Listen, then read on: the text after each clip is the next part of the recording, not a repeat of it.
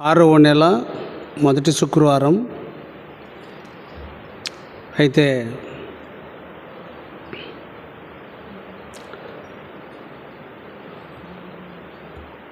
ఇక 6 నెలలు మాత్రమే ఈ సంవత్సరం గడిచిపోవడానికి సమయం ఉన్నది. ఇది 6వ నెల. సమయము అనేది మనకు తెలియకుండానే పోతుంది. దీనిని గ్రహించేవారు చాలా ధన్యులు. సమయము పోతుంది కదా అనేటటువంటి ఆ వ్యసనము మనుషులకు లోకంలో లేదు. వదిలిపోయే ప్రతి దానిని ఆలోచిస్తూ దాని కొరకే సమయాన్ని ఎక్కువ కేటాయిస్తూ ఇది ఆలోచించిన ప్రసంగి గ్రంథకర్త అన్నాడు, వ్యర్థము వ్యర్థము వ్యర్థము వ్యర్థము అని. ఈ వ్యర్థమైనటువంటి జీవితాన్ని ప్రయోజనకరమైనదిగా చేసుకోవడానికి అనుదినం మనకు సహవాసం ఉన్నది. దేవుని పరిశుద్ధ గ్రంథం కూడా ఉన్నది. వాస్తవంగా 119వ కీర్తన 50వ వచనాన్ని కనుక మనం చూసినట్లయితే, 119వ కీర్తన 50వ వచనం చూసినట్లయితే,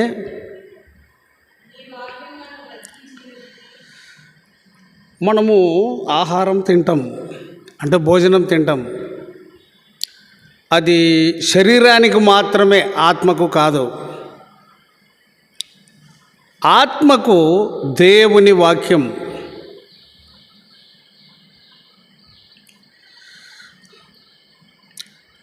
నేను కొన్నిసార్లు కొన్ని విషయాలను గురించి ఆలోచిస్తున్నప్పుడు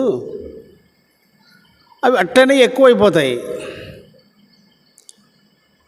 ఆ సమయంలో వాక్యమును జ్ఞాపకం చేసుకున్నప్పుడు ఆ సమస్యలన్నీ తగ్గిపోతాయి. మానవుడు జీవించడానికి లోకములో ఆధారము ఏమిటి అంటే దేవుని వాక్యమే. వాక్యమును విడిచిపెడితే, వాక్యమునకు లోబడకపోతే, వాక్యమును గట్టిగా పట్టుకోకపోతే అన్ని బాధలే.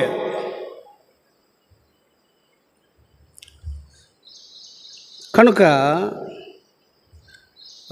మొదటి వచనంలో, ఆ 50వ వచనం మొదటి లైన్లో, నీ వాక్యము బ్రతికించేది, చంపేది కాదు. వాక్యము బ్రతికిస్తుంది, చంపేది కాదు. లోకము, లోక ఆశలు మానవుణ్ణి చంపుతాయి. అంటే సహవాసమునకు, లోక సహవాసము దేవుని సహవాసమునకు రానివ్వదు. నీ వాక్యం ఎక్కడ దొరుకుతుందంటే దేవుని సన్నిధిలో మాత్రమే దొరుకుతుంది.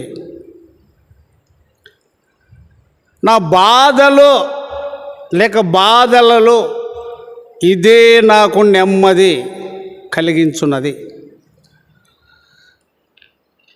బైబిల్ గ్రంథము మనకు నమ్మకమైన స్నేహితుడు.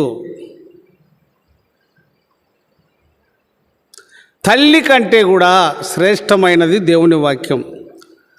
తండ్రి కంటే కూడా శ్రేష్టమైనది దేవుని వాక్యం. స్నేహితుల కంటే కూడా నమ్మదగిన వాక్యం. బంధుమిత్రుల కన్నా నమ్మదగిన వాక్యం. మనం లోకంలో ఉన్నాము, ప్రయాణం చేస్తూ ఉన్నప్పుడు, అంటే ఉదయం నుంచి సాయంకాలం వరకు కూడా ప్రయాణమే. పనికి పోయినా సరే, పనికి పోకపోయినా సరే, ఈ దినమంతా నువ్వు జీవితాన్ని గడపాలి. అందుకు వాక్యమును గూర్చి భక్తులు పరిశుద్ధ గ్రంథంలో ఏమని మాట్లాడారు అని అంటే, 105వ కీర్తన అంటే వచనం, 105వ వచనం, 119లో 105వ వచనం. వాక్యము పాదములకు దీపము. పాదాలు లోకములో నడుస్తాయి. ఇంట్లోకి బయటికి మనం ఎక్కడెక్కడ నడవాలనుకుంటామో, ఎక్కడెక్కడ పోవాలనుకుంటామో, నీ వాక్యము నా పాదములకు దీపం. నీ వాక్యము నన్ను బ్రతికిస్తుంది. నీ వాక్యము నన్ను బ్రతికిస్తుంది. నీ వాక్యము నా పాదములకు దీపము. దీపము లేని ఇల్లు చీకటి, గాఢాంధకారం. కాబట్టి నీ వాక్యము నా పాదములకు దీపము. హృదయములో వెనుక వాక్యము ఉండగలిగితే మంచి స్థలాల్లో నడుస్తాయి పాదాలు, మన మనస్సును బట్టి. అదే 2వ లైన్లో 105వ వచనంలో అంటుంది కదా, పాదములు త్రోవలో వెళ్తాయి. వెలుగు, వాక్యము వెలుగు, వాక్యము దీపము, వాక్యము బ్రతికిస్తుంది. వాక్యము బాధలలో ఆయింట్మెంట్ మాదిరి, టాబ్లెట్ మాదిరి. శరీరానికి ఉపశమనం, నెమ్మది ఎలా మెడిసిన్ పనిచేస్తుందో, దేవుని మాట అనగా దేవుని వాక్యము, ప్రభు అయిన యేసు క్రీస్తు యొక్క వాక్యము ఎవరికైతే ఉంటుందో వారి హృదయంలో వారు నెమ్మది పొందుతారు, బాధలు పెట్టుకోరు.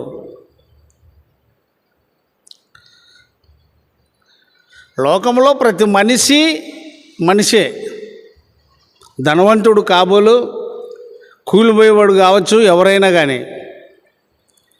కానీ లోకంలో అనేక రీతిలుగా బ్రతికే పద్ధతులు, మార్గాలు ఉన్నాయి. కానీ వాక్యమును కలిగి, వాక్యమును పొందుకొని, వాక్యమును అనుసరించి, వాక్యమును వెంబడించి,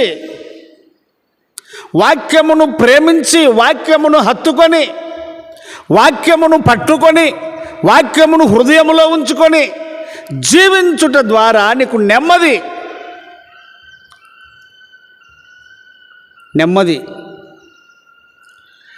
అపాయం నుండి తప్పించి ఉపాయముతో ముందుకు వెళ్ళుటకు సహాయం చేస్తుంది వాక్యం. శ్రమలలో కూడా వాక్యము ధైర్యం ఇస్తుంది, అదే బ్రతికించుట. వాక్యము వెల్లడి అగుటతోడనే వెలుగు కలుగుతుంది మనకు. దేవుడు వెలుగై ఉన్నాడు, దేవుని వాక్యము వెలుగై ఉన్నది, మానవుని హృదయాన్ని వెలిగించేది. 130వ వచనం, అదే కీర్తన 130వ వచనం. నీ వాక్యము బయటికి వచ్చిన తోడనే, నీ వాక్యము వెల్లడి అగుట తోడనే వెలుగు కలుగును. జ్ఞానోదయం, అరుణోదయం. ఎవరు ధన్యులు అనంటే వాక్యమును ప్రేమించిన వారు. ఎవరు ధన్యులు అనంటే వాక్యమును హత్తుకున్నవారు. ఎవరు మంచివారు అంటే వాక్యమును ఎత్తుకున్నవారు, వాక్యమును హృదయంలో ఉంచుకున్నవారు. ఎవరు శ్రేష్ఠులు అంటే వాక్యము కొరకు తపన చెందేవారు, వాక్యము కొరకు తృష్ణ చెందేవారు.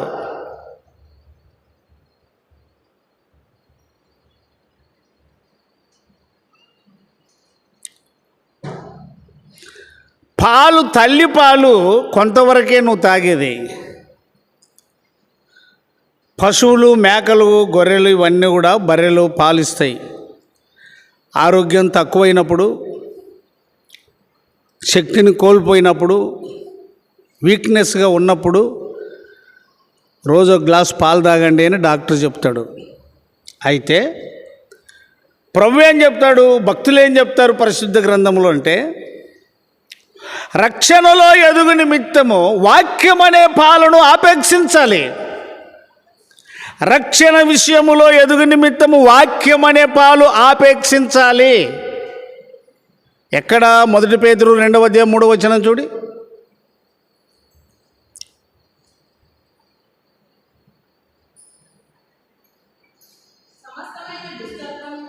సమస్తమైన దుష్టత్వమును, సమస్తమైన కపటమును, వేషధారణను అసూయను, సమస్త దూషణ మాటలను మాని,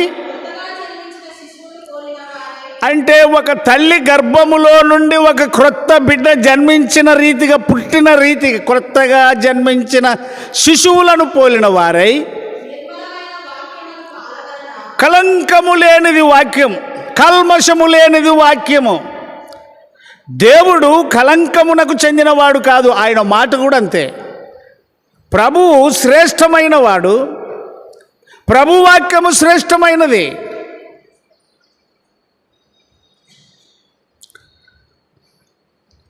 ఇంకా చదువమ్మా. రక్షణ విషయములో ఎదుగు నిమిత్తము వాక్యం అనే పాలు తాగాలి, రోజు తాగాలి. నువ్వు తల్లి పాలైతే ఎదిగే వరకే అన్నం తినే శక్తి వచ్చిన తోడనే పాలు, తల్లి పాలు వదులుకుంటావు. అది కొంతవరకే. అనారోగ్యం ఏర్పడితే డాక్టర్ల సలహా ప్రకారంగా, లేక మనకు తెలిసిన ప్రకారంగా కొంతవరకే పాలు తీసుకుంటావు. పాలు ఎల్లప్పుడూ తీసుకొని నువ్వు పని చేయలేవు, రోజో గ్లాస్ తాగలవు.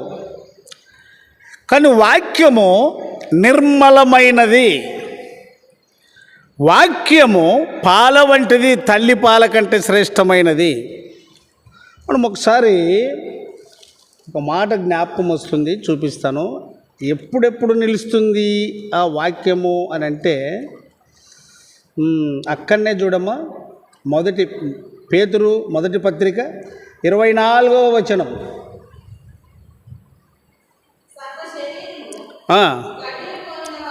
సర్వ శరీరులు గడ్డిని పోలిన వారు, వారి అందమంతయు గడ్డి పువ్వు వలెనున్నది. గడ్డి ఎండును, దాని పువ్వు రాలును. అయితే ప్రభువు వాక్యము ఎల్లప్పుడూ నిలుచును. వాక్యం, దేవుడు ఎల్లప్పుడూ ఉండువాడు, ఆయన మాట ఎల్లప్పుడూ ఉంటుంది.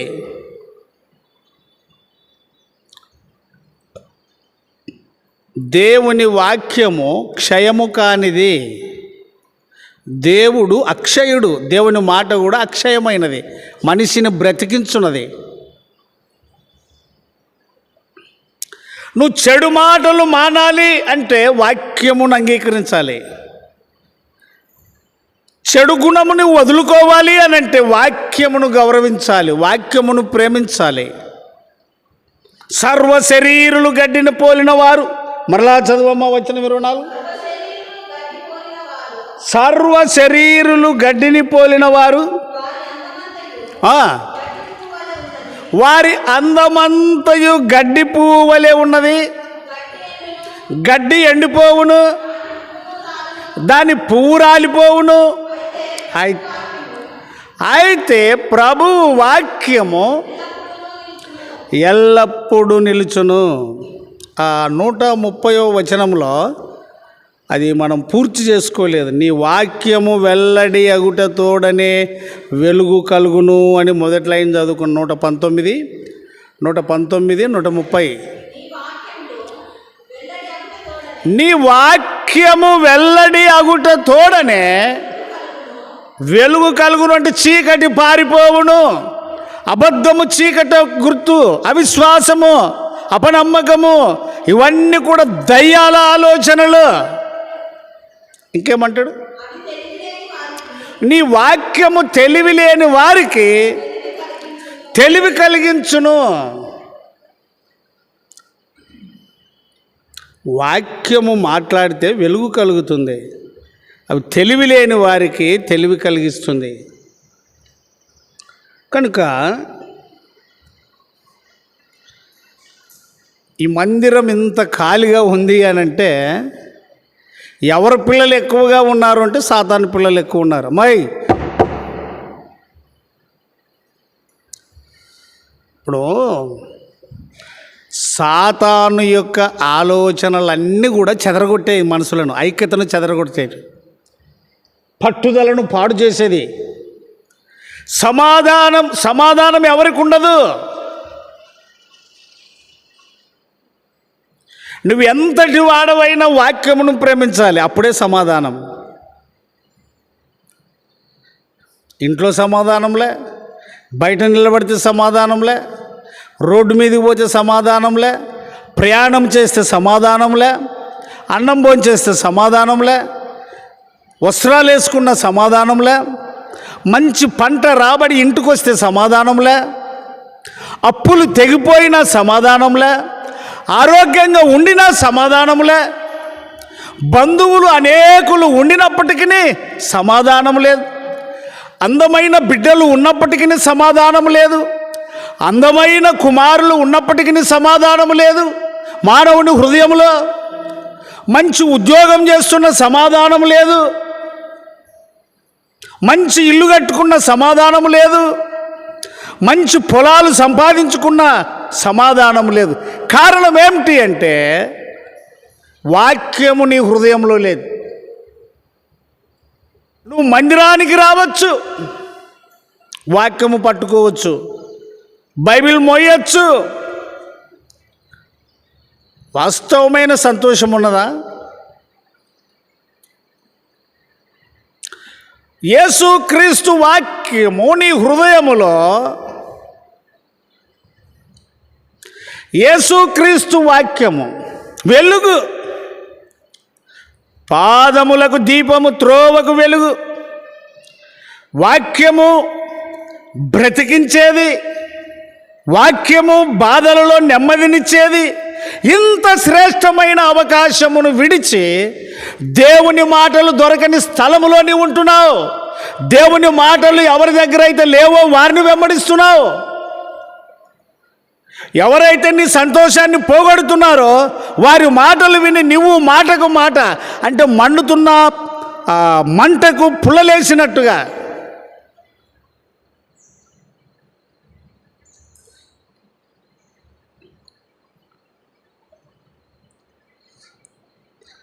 వాక్యము స్నేహితుని వల్ల నిన్ను వెంబడిస్తుంది.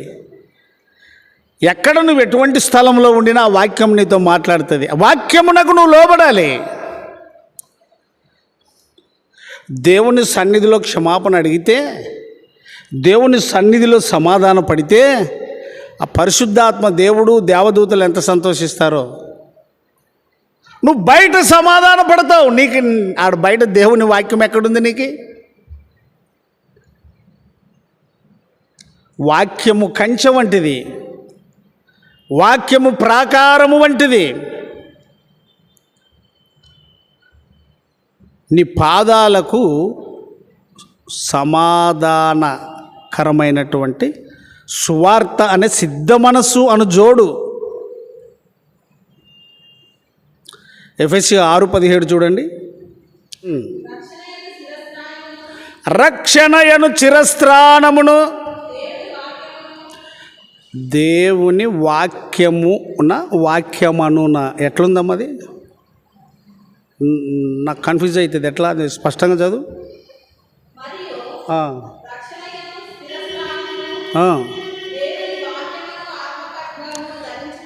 వాక్యము ఖడ్గము వంటిది.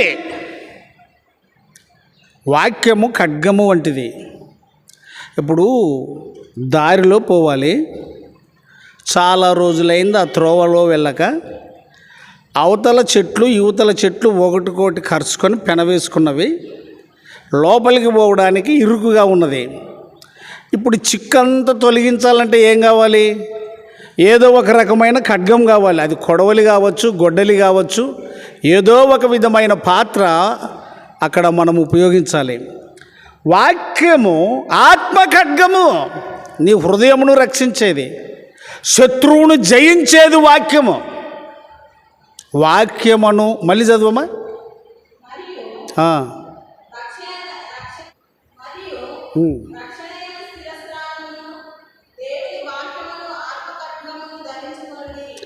ఏమిటిని ధరించుకోవాలి?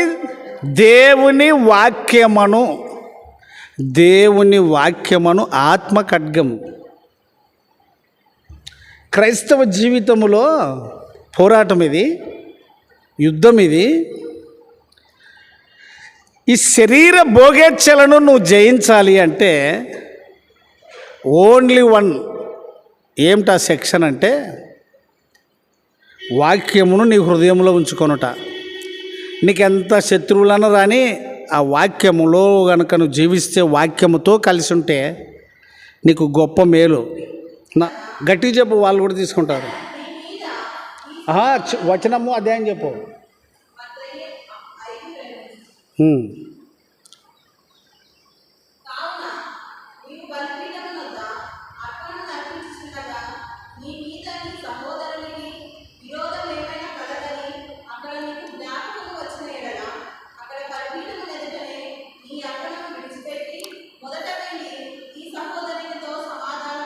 ఆగు, అది వాక్యమేనా కాదా? ఇప్పుడు అమ్మ వాక్యం చదివింది, వాక్యమా కాదా? ఇప్పుడు వివాదము అధికము కాకమునిపై విడిచిపెట్టదు, వాక్యమా కాదా? మరి ఈ వాక్యం విని నువ్వు దాన్ని అనుసరించలేదంటే విడిచిపెట్టినావు, అది నిన్ను ఏం చేయలేదు. వాక్యం నిన్ను రక్షించదు. వాక్యమునకు లోబడితే రక్షిస్తుంది, వాక్యమునకు భయపడితే రక్షిస్తుంది. అదే పాదములకు దీపం. ఇప్పుడు ఆ ముసలితో నేను మాట్లాడినా, వివాదం అధికం కాకమునిపై విడిచిపెట్టాను, వాక్యం జ్ఞాపకం వచ్చింది. ఇక నా త్రోవకు నేను చెప్పుకున్నాను, ఇదేం బాగలేదని నీ ఇష్టం నేను చెప్పినా అన్నాను, సైకిల్ ఎక్కిపోయినా. వాక్యం నా త్రోవకు ఏమైంది? నా పాదాలకు ఏమైంది? వాక్యమును నువ్వు అనుసరించాలి ఖచ్చితంగా, అంతే. వాక్యమే యేసుక్రీస్తు, వాక్యమే దేవుడు.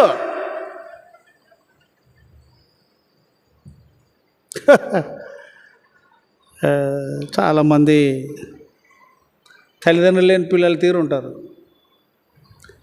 చదువు లేనోడు తల్లిదండ్రులు లేనోడితో సమానముని. ఏం లేనోడు ఎవరితో సమానము? అట్లనే ఇంత వాక్యమిని, ఇంత మందిరం కట్టుకొని, బాగా అన్ని విధాలు మాట్లాడగలిగి చెప్పగలిగే ఒక వ్యక్తిని ఉంచుకొని,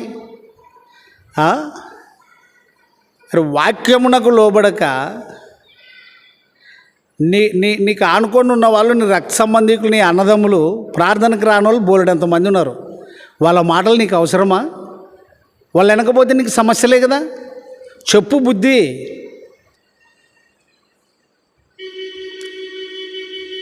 లోకము శరీరము లాగినను ఇడ పాడతావు. శరీరం అంటే ఏమి? నేను ఒక మాట అడుగుతా. అబ్రహాం గారు కొడుకును బలివ్వడానికి వెళ్ళేటప్పుడు భార్యకు చెప్పాడా? ఏంటికి? ఎట్లా గట్టిగా చెప్పాలి, నువ్వు బయట ఒకటి కాదు అరిసేది, గట్టిగా చెప్పు. నువ్వు ఉండు. ఎట్లా తెలుసా నీకు అది? ఆమె అట్లా ఆడదని నీకు ఎట్లా తెలుసా?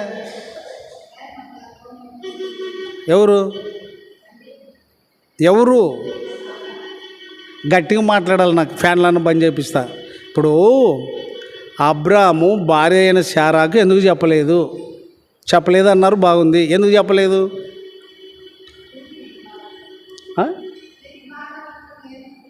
ఏంటికి బాధపడుతుంది?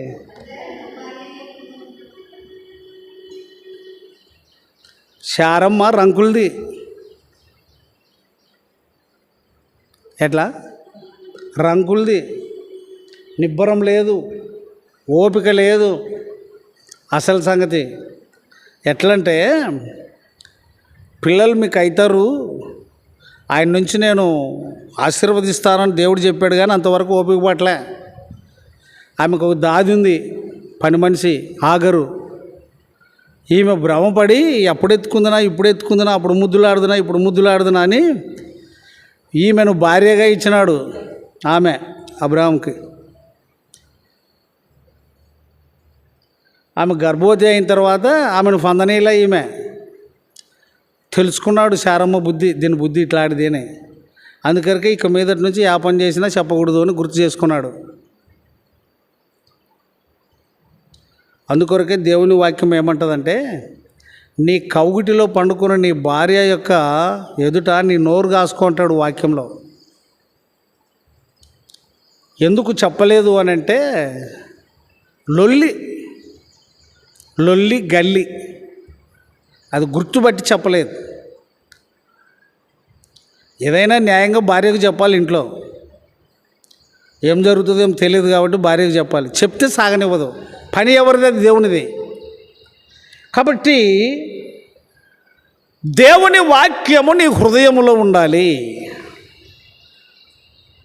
నన్ను చాలామంది ఇట్లా పిలిచారు, సార్ నువ్వు మా ఊరికి రా సార్, అంత ఫందరు, నువ్వు వస్తే మేము 20 ఇండ్లు నీకు వెళ్ళొస్తాం, స్థలం కొంటాం, ఇయ్యాలే కొంటాం, చర్చి అలాది కట్టుకొని మనం అలాది ఉందామని నన్ను చాలామంది కవించినారు, చాలామంది పిలిచారు.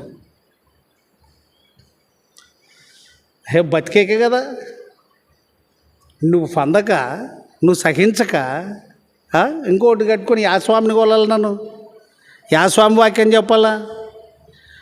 ఓపిక అయితే సహించు, ఓపిక లేకపోతే చర్చికి పోకుండా ఊకబడిండు అంతే, ఇంకోటి కట్టుకునేది ఏముంది? నన్ను చాలా ఊర్లో పిలిచారు, రా సార్ నువ్వు వస్తే మంచిది, మేము నీ పక్షాన ఉంటాం, చర్చి కడదామని. ఎక్కడివి 2000 టకరీ సంగములన్నీయు నక జిత్తుల వేషమాత నాటి నట్టి మొక్కలనుచూ చిరరవికే గట్టుకొన్న వారి వీరి పేరు మోయకు చెరుము నీ భర్త కడకే తారకుండు కండె సుమ్మా. ఒక స్త్రీకి భర్తలు ఎంతమంది అండి? ఒక పురుషునికి భార్యలు ఎంతమంది అండి? మరి దేవుడు ఎంతమంది అండి? మరి సిగ్గుందానికి? కనుక ప్రియులారా, వాక్యము only one Bible, only one God Jesus Christ, యేసుక్రీస్తు ఒక్కడే దేవుడు. అది తెలుసుకొని మరొకటి అవతారమేమి? అందుకొరకే ఈ మధ్యాహ్న కాల సమయంలో నేను మీకు చెప్పేది ఏమిటి అని అంటే, వాక్యము నీ హృదయములో ఉండాలి. దేనికి ప్రాముఖ్యత ఇవ్వకూడదు, నువ్వు చెడిపోతావు. చెడిపోయిన వాళ్ళను లోకము బాగు చేయదు, చెడిపోయిన వాళ్ళను బాగు చేసేది ఒక్క వాక్యం మాత్రమే. వాక్యము మాత్రమే. నా జీవితంలో వాక్యమే కనుక నాకు లేకుండా ఉండింటే నేను ఇన్ని రోజులు బ్రతికుండేవాడిని కాదు. వాక్యములో పడని వాళ్ళు, అనేక రకాలుగా పాపాలు చేసిన వాళ్ళు, రకరకాల అలవాట్లకు పాటుపడిన వాళ్ళు ఎంతోమంది యవనస్తులు లోకంలో వెళ్ళిపోయారు.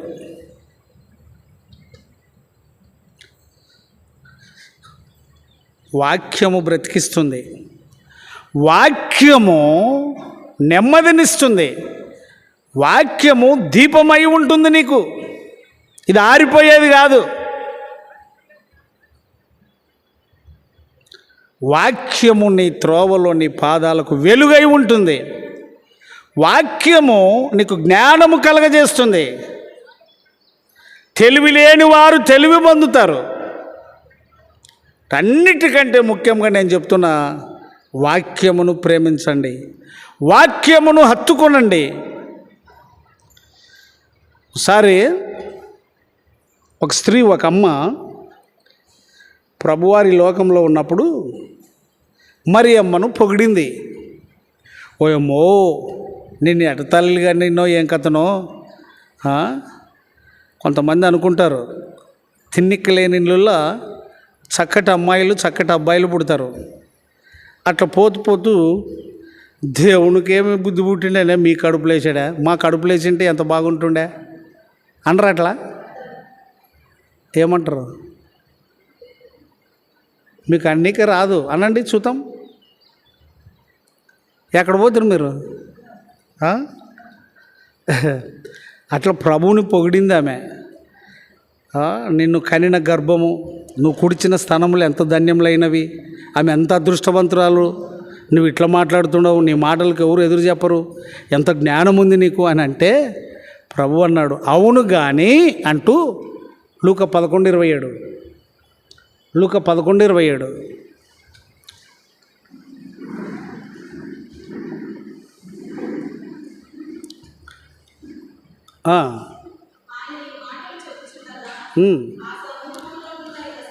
అమ్మాయి ఈడకి రావాలని నువ్వు చదివే వాక్యం ఈడ సెట్ అవుతుంది అది.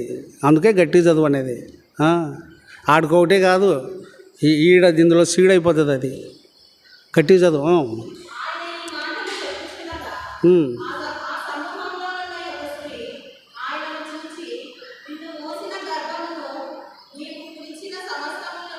స్తన్యములను చాలు. ఆమె పొగుడుతూ ఉంది. ఎట్టడిదిగా నిన్నే. కొంతమంది ఒక అద్భుతాన్ని చూశారు. ఆ కాలంలో యేసు ప్రభువు ఒక కన్య కడుపులో పుడతాడు అని అంటే చాలామంది స్త్రీలు ఎదురు చూశారు. నా కడుపున పుట్టింటే బాగుండే, నా కడుపున పుట్టింటే బాగుండే, నా కడుపున పుట్టింటే బాగుండే, అట్లటోడు ఇట్ట చెప్తారు, అట్ట చెప్తారు, అట్లటోడు నా కడుపున పుట్టింటే బాగుండే అన్నట్టుగా చాలా కలలు కన్నారు. తీరసరికి ప్రజాసంఖ్యం రాయాలి అనే రాజు వలన ఆజ్ఞ జారీ అయినప్పుడు మరియమ్మ యేసేపు వచ్చే స్థలానికంతా ఆ ఊరంతా నిండిపోయింది. ఎవరిండ్లలో వాళ్ళు. ఆ సత్రములో స్థలం లేకుండా పోయింది. ఆమెకు ప్రసవ సమయం అయింది. ఏ ఇల్లు తిరిగినా ఏపా మా దగ్గర లేదు, ఏపా మా దగ్గర లేదు అని దొబ్బేశారు. ఏదో ఒక అద్భుతం కాదు, దేవుడు సామాన్యమైన రీతిలో జన్మించాడు. అది ఎవరికి అర్థం కాలేదు. అట్లనే ఆ స్త్రీ ఆ గుంపులో నిన్ను మోసిన గర్భం, నువ్వు కుడిచిన స్తన్యములు తాగిన ఆమె రొమ్ములు ఎంత ధన్యములైనవి, ఆమె ఎటువంటిది, ఆమె ఎంత ధన్యురాలు, ఇంత లేచినోడిని, ఇంత ఘనుడు అని పొగుడుతూ ఉంటే ఇప్పుడు యేసు ప్రభు ఏమంటాడు చూడి.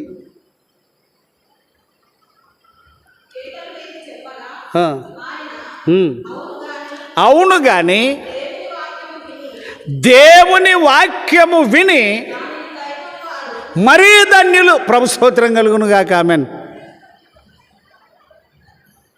అమ్మ నేను చెప్తా, నీ ఇల్లు రక్షింపబడాలంటే ఒకరు రక్షణ పొందితే ఆ ఇంటికి రక్షణ వస్తుందని వాక్యం చెప్పింది. ముందు ఎవరు నమ్మారో, ఎవరు జ్ఞానం కలిగి ఉంటారో, ఎవరు వాక్యం చదువుతారో వాళ్ళు వాక్యానికి బద్దులై తన ఇంటిని ఎవరిని ముందరకు గదలనీయకూడదు. అది రక్షింపబడిన వాళ్ళ అనుభవం.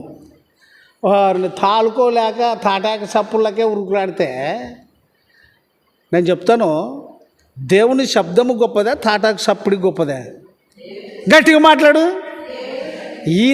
ఈత చెట్ల ఆకుది, ఈత మట్టల చప్పిడి గొప్పదా, దేవుని శబ్దము గొప్పదా? మీకు దేవుని శబ్దం అంటే మీరు ఎప్పుడు చూడలేరు, కానీ చెప్తాను, జ్ఞాపకం పెట్టుకోండి. అకస్మాత్తుగా మధ్యాహ్నం పూట కానీ, సాయంకాలం కానీ, ఉదయం కానీ, రాత్రి కానీ, మధ్యరాత్రి కానీ మేఘము కారుగా కమ్ముకొని ఉరుములు మెరుపులు మొదలైనప్పుడు ఆ ఉరుములు, ఆ మెరుపు, అందులో దేవుని మహిమ ఉన్నది. నీకు అంతకంటే ప్రత్యక్షం ఇక నీకు ఎక్కడ కనపడదు. ఒకసారి మనం కుసినింటాం మన ఇంట్లోనే, మన తల మీదనే ఎట్టరుస్తుంది శబ్దము. కొంతమంది స్త్రీలు కానీ, కొంతమంది యవనస్తులు కానీ భయపడి ఇంట్లో ఎవరన్నా ఉండని గట్టిగా గరుచుకుంటారు భయపడి. పెసల దిన్నలో సంతోషమ్మ అని ఒక ఆమె ఉండేది. ఉరుములంటే భయపడుతుంది. పొలంలో ఉన్నప్పుడు కనుక ఉరుమితే ఒకటి తట్టుకోలేదు. మాయ అంతా అంటే మనుషులకు దగ్గర పోయి ఉంటుంది ఆమె. ఇక ఉరిమిందంటే వాళ్ళు ఎవరన్నా కానీ గట్టిగా పట్టుకుంటుంది. ఇంకంతే, నా చేత కాదంటుంది ఆమె. పురుషులు యవనస్తులు కూడా అలాంటి వారు ఉన్నారు. అంత భయంకరమైన శబ్దం. ఈ ఉరుములను గురించి నువ్వు బాగా గ్రహించాలంటే ఏబు గ్రంథం బాగా చదవాలి. ఏబు గ్రంథంలో అవన్నీ మాటలు ఉన్నాయి. కాబట్టి నేను చెప్తున్న మాట, అయిలారా రక్షణ పొందుటకు నేనేం చేయాలి అని అంటే, నమ్మిన వాళ్ళు, వాడు యవనస్తుడు కానీ, ముందు స్త్రీ కానీ, ముసలోడు కానీ, ఎవరన్నా నమ్మని ఇంటి వాళ్ళందరి కొరకు ప్రయాసపడాలి. వీళ్ళ సరిగా నువ్వు బజార్కి వెళ్ళకూడదు, వీళ్ళ సరిగా నువ్వు నోరు చేయకూడదు. అది సరి అయిన జవాబు కాదు అది. సంఘమునకు వెలుపటి వారి ఎడల మర్యాదగా నడుచుకోవాలి. నువ్వు ప్రార్థనకు వచ్చి బైబిల్ చదివి యోగ్యంగా కూర్చుకొని నువ్వు కూడా అందరి సరిగా పోయి అరుస్తున్నావంటే ఏంటిది? ఇది భయం ఉందా? నాకు కొన్ని సమస్యలు ఉన్నాయి. ఇప్పుడు చెప్పిన వాటికంటే భయంకరంగా ఉన్నాయి సమస్యలు. అప్పుడు నేను అరుస్తాను. అరిసినాక నేను సంఘానికి ఏం చెప్పాలో వాక్యము? దేవమ్మ వింటున్నావా ఎట్లా? ఏమో ఇంక భద్రంగా చెయ్యి ఫోటో పొడిచేవే, ఇంకా అద్దాలు కండ్లకు పెట్టుకునేవే, నిండా అది ముచ్చుకునేవే, ఇంకా నువ్వు ఎట్ట చేసేది మాకు తెలియదు. నేను ఇప్పుడు ఏదన్నా అరిస్తానుకో సంఘానికి ఏం సమాధానం చెప్పాలి? ప్రశ్నలు నాకే. ఏది ఏమైనా నోరు మూసుకునల్లా. యాకోబు పత్రిక 1:21 చూడమ్మా. యాకోబు పత్రిక 1:21. 1:21. 20 చదువు. 20 వచనం.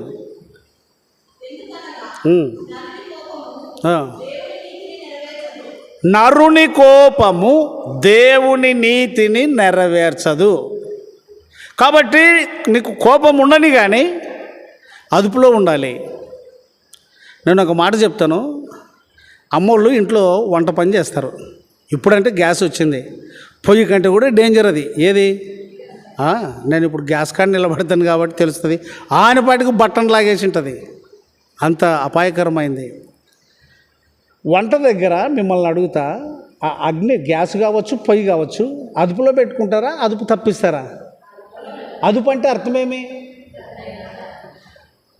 ఎక్కువైందనుకో ఏం తీసేస్తావు? కట్టెలు తీసేస్తావు. గ్యాస్ ఎక్కువైందనుకో మంట ఏం చేస్తావు? వాల్యూమ్ తిప్పుతావు, తగ్గిస్తావు. అట్లనే సమస్యలు ఇవేమి ఇట్లా మించిపోతున్నాయి. ఎక్కడ దీనికి గాలి పెడుతుంది, ఎక్కడ దీనికి నిప్పురవ్వలు వస్తున్నాయని గుర్తుపట్టి వెంటనే కట్ చేయాలి. ఇదా వెనుకరా, పెద్ద మంచిని వెనుకరా, ఆడ నిలబడి నువ్వు మొరగకూడదు. నువ్వేమైనట్లు లెక్క.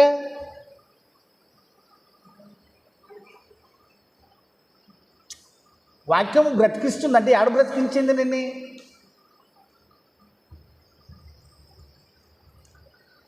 సమస్యలు లేని మనుషులం లోకంలో ఎవరు లేం. మనం ఎంతో ధన్యులం. వాక్యము మనకు జ్ఞానం నేర్పిస్తుంది. వాక్యము మనకు సమాధానాన్ని ఇస్తుంది. చదవము మళ్ళీ. నరుని కోపము దేవుని నీతిని నెరవేర్చదు.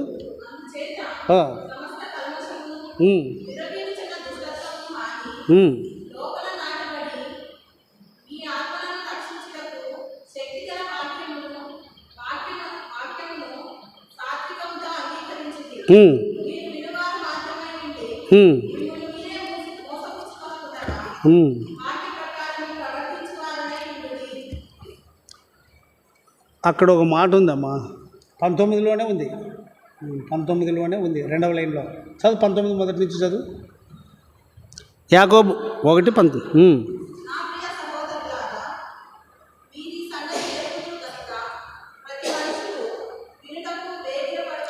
ఆగండి.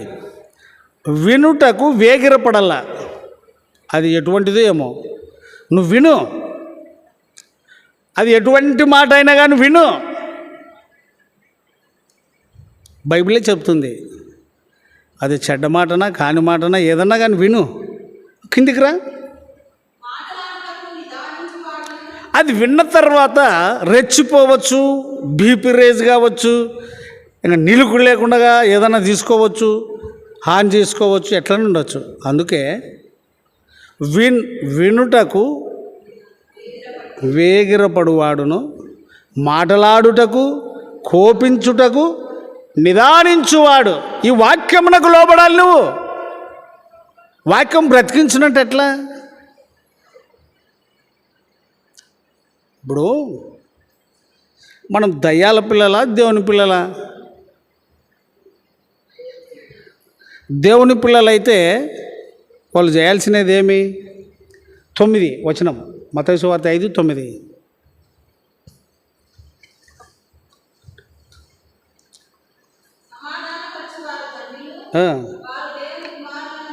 ఆగండి.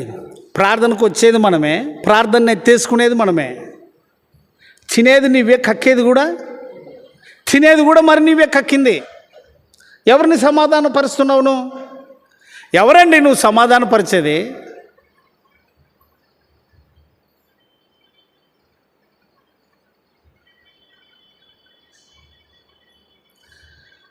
మా నాయన ఒక వ్యక్తి దగ్గర డబ్బులు తీసుకున్నాడు. చాలా రోజులు అయ్యింది.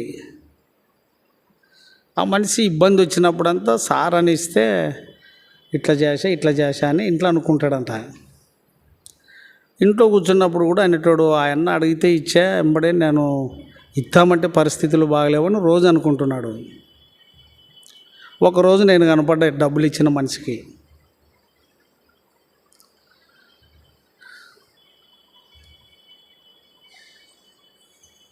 అన్న కొద్దిగా ఆగు అన్నాడు నన్ను. నేను ఆగిన. నాయనకు చెప్పు అన్న, 2 రోజులే నాకు చాలా ఇబ్బంది ఉంది అని అన్నాడు మర్యాదగానే. నాకేం తెలిసిపోయి ఇచ్చినోడిని అడుగంటే ఏమంటే మీరు ఉండరా పోయారనా? మరి ఏం పలకరు? నేనేమంటే అతనేమని నాయనకు చెప్పు అన్నాడు. ఇచ్చినోడిని అడుగుపో అంటే. కాబట్టి మనకు వాక్యము ఎట్లా అడుగులు వేయాలి, ఎక్కడ మౌనంగా ఉండాలి, ఎక్కడ మాట్లాడాలి అనేది నేర్పిస్తుంది. అందుకే వినేది, అందుకొరకే కాపరి, అందుకొరకే సంఘము, అందుకొరకే సహవాసం. నొప్పించు మాట కోపము రేపును, సామెతలు 15:1 చూడండి. మృదువైన మాట కోపమును చల్లార్చును,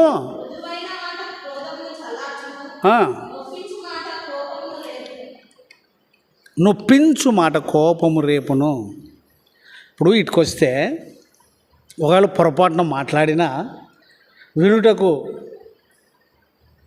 వేగిరపడువారు, కోపించుటకు నిదానం అని అన్న మాట తప్పిన ఇటుకొస్తే ఎవరితో దురుసుగా మాట్లాడునో పోయి క్షమాపణ అడిగేది నేర్పిస్తుంది వాక్యం.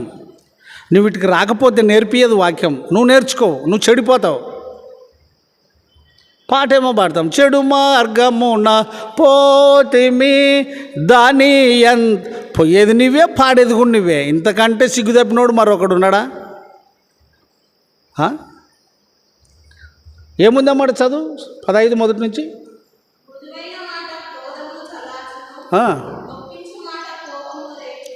నొప్పించు మాట ఏమిటిని రేపుతుంది? కోపమన్నా సరే, గాయమన్నా సరే. కాబట్టి వాక్యము నిన్ను బ్రతికించాలి అంటే నువ్వు వీటికి రావాలి. వాక్యము నీ కంట్రోల్ రూమ్ లాంటిది. వాక్యము నీ గేర్ బాక్స్ వంటిది. చాలామంది వాక్యమునకు లోబడక పతనమైపోతున్నారు, చెడిపోతున్నారు, కుటుంబాలనే నాశనం చేసుకుంటున్నారు, కొడుకులకు సమస్యలు అంటించిపోతున్నారు. అయిపోయి ఈయనదన్న వాడు, వాడుదన్న ఈడు, ఈయనదన్న వాడు, ఇదే పని, ఇంకా వేరొకటి లేదు.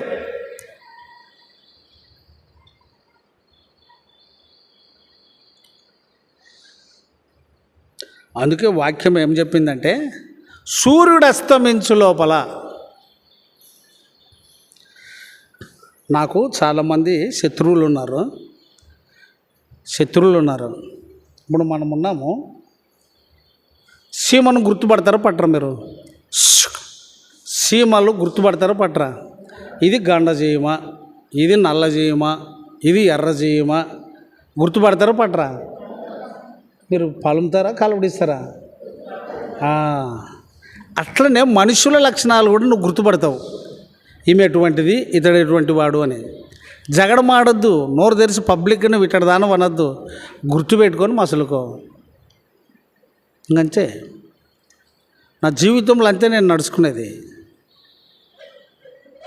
కాబట్టి సూర్యుడు అస్తమించు లోపల. చూడండి ఆ మాట, ఎఫెసీ 4:25 నుంచి.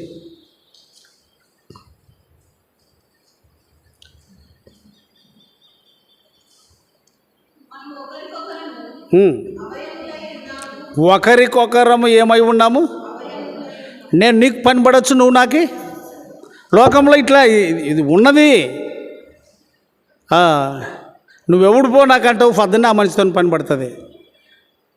పనికిరాని మనిషి కూడా పనికొస్తాడు. మనము ఒకరికొకరము అవయవములై ఉన్నాము గనుక అబద్ధమాడుట మాని ప్రతివాడును తన పొరుగువానితో ఏం మాట్లాడాలి? ఇంకేమంటాడు? కోపపడుడు కానీ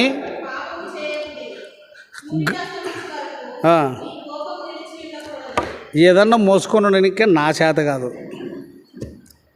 వాక్యం ఏం చెప్తుందంటే అసూయ అనేది ఎట్టిది, ఈర్ష్య అనేది ఎట్టిది.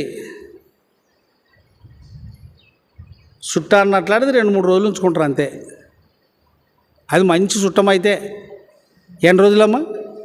మరి పలకండి ఎన్ని రోజులు అంతే. మరి ఈ అసూయ అనే దీన్ని ఏండ్ల తరబడి పెట్టుకుంటే లోపల నిన్ను ఊకుంచుతుంది. అది ఆ గుణం ఎట్లాడదో నువ్వు కూడా అట్లే తయారవుతావు. వాడు ఇట్టటోడు అది ఇట్టాడిది వాని గాళ్ళు ఇట్టటోని గాళ్ళు అవి అట్లాంటివి. కోపపడు పనులు అయ్యే వరకే, పని జరిగే దాని కొరకే. ఇప్పుడు నువ్వు పసులు తోలుకొని పోతావు, ఒకటి అట్లా పోతుంది, పో అంటావా, హే నరుస్తావు అంతేనా? ఆ గద్దింపు, ఆ కోపము అది ఇట్ట మళ్ళీ వేస్తుంది. నేను ఇంట్లో కూర్చొని వింటాను, కుక్కలు అట్లే వస్తాయి, గట్టిగా కరిస్తే అవి వెనక్కి వెళ్ళిపోతాయి. కోపం పని జరిగే వరకే కోపపడుడి కానీ పాపము చేయకుడి. కయ్యను కోపపడ్డాడు, పాపం చేశాడు. ఆ కోపము పాపముగా మారకూడదు. మనం ఇప్పుడే చదువుకున్నాం నరుని కోపము, యాకోబు పత్రిక 1వ అధ్యాయం 20.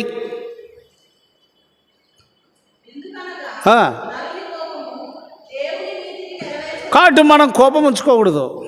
అవసరాన్ని బట్టి కోపపడినా, అవసరాన్ని బట్టి గద్దించినా, సూర్యుడు అస్తమించి లోపల నువ్వేం పడాలి? లేకపోతే అపవాది వచ్చి చచ్చుకుంటాడు. చదువమ్మా మాట. ఎఫెసీ పత్రిక 4వ అధ్యాయం 26 చదివావు, 27. నువ్వు పొద్దుమునిగే లోపల సమాధానం పడకపోతే ఇంకా అపవాది నిన్ను కట్టేస్తాడు. ఈయన గాలిని ఇడకూడదు. ఏం అన్నీ ఉద్దరు మాటలే. వడదంతాడంట. ఆ మధ్యనోడు కూడా వస్తాడు, నువ్వేపో మీరు చింత లేకుండా ఉండరు, తంతారంట. ఇప్పుడు మళ్ళీ అడ్డిపోతాడు పోస్ట్ మ్యాన్. ఇడు ఈ జీతం గీతం ఏం లేదు దీనికి, మనం కొట్లాడేది వానికి సంతోషం. అవతలకు పోతాడు, ఏపో మీరు కాయ వడదంతాడంట. అన్నీ ఉద్దరు మాటలే. ఈ అనుమానాలు నువ్వు బయట ఉన్నందుకే లోపలికి రా. అన్నిటికీ పరిష్కారం, బాధలో నెమ్మది, బ్రతికించేది వాక్యం, పాదములకు దీపం, త్రోవకు వెలుగు. వాక్యాన్ని వింటే జ్ఞానం వస్తుంది, తెలివి వస్తుంది. వాక్యము నీకు సమాధానం ఇస్తుంది. అందుకొరకు వాక్యం మన హృదయంలో ఎట్లుండాలంటే చూడమ్మా, కొలస్సీ 3:16 ముగించుకుందాం. కొలస్సీ 3:16 చివరి మాట. ఎట్లుండాలి మనలో?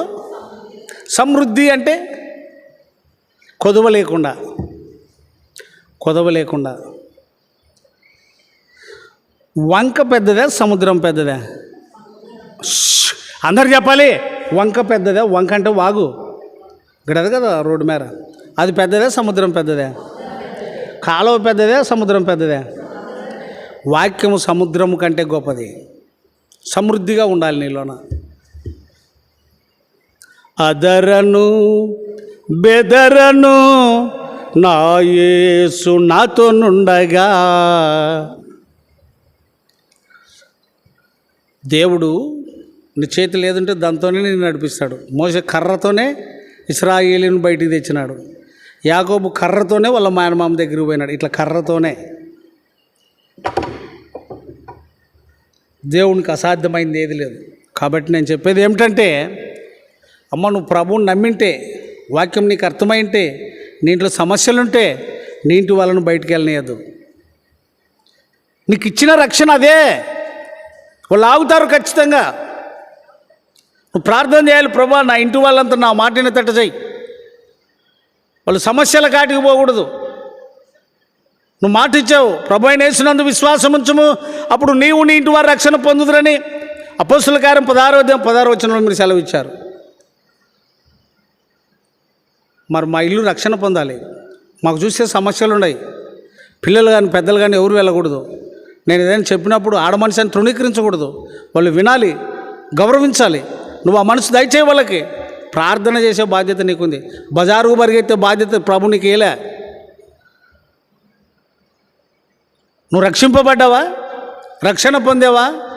చాలామంది అతిశిస్తారు, మేము రక్షింపబడ్డాం బ్రదర్. ఇల్లు చూసే తుస్సు, ఇంట్లో ఒకడు రకం ఉంటాడు, మరి ఇతనేమో గప్పాలు కొడుతుంటాడు.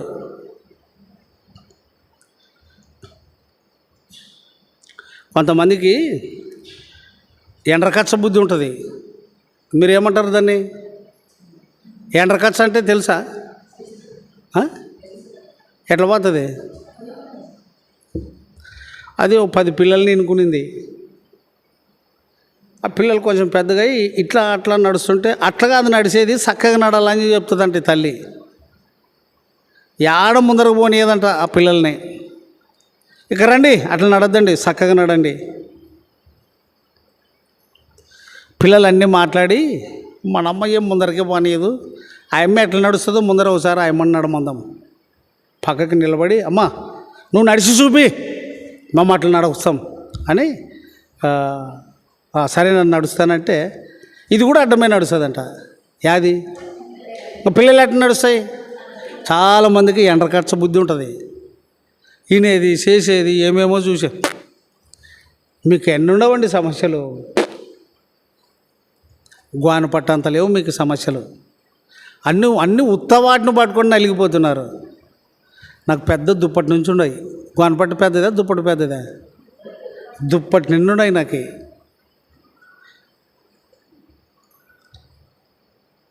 కాదశా నోరు ముచ్చుకుంటే ఆ తిరగతనాలు తింటావంటే అవేం కొంగి తిరిగిస్తే పోతాయి. చాలామంది ఇట్లే ఉండరు. ఏమన్నా కానీ అంటే తెలివిలేంది ఏమే మాట్లాడినట్లా.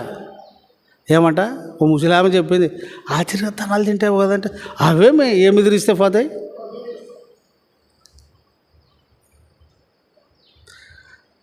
పుండు పోయినా ఏం మానదు. సమస్య పిల్లలకు పెట్టద్దు. నేను చెప్పాను మీకు ఎంత గోనపట్టు అంత లేవు.